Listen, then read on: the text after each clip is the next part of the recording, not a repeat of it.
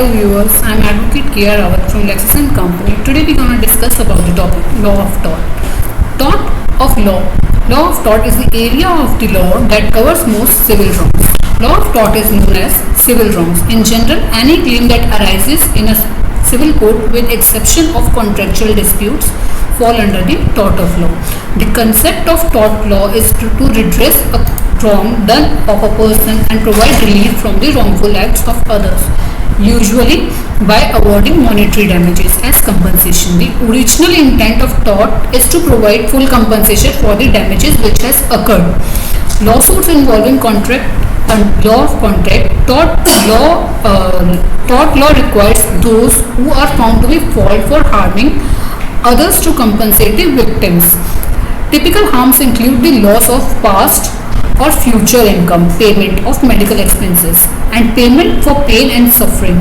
There may also be additional punitive damages that are meant to be punished with the plaintiff in excess full of compensation. Now, understanding the tort of law. Tort law can be split into three categories: negligent tort, intentional tort, and strict liability tort. Negligent tort are harm done to the public through the failure of another to exercise a certain level of care, usually defined as a reasonable standard of care. Accident are such example of negligent of tort.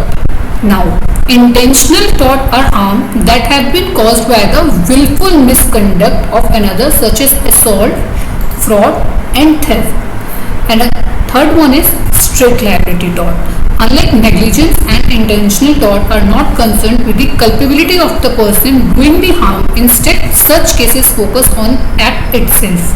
If someone or some entity commits a certain act, for example, producing a defective product, that a person or company is responsible for the damage done regardless of the level of care exercised or their intentions. Thank you.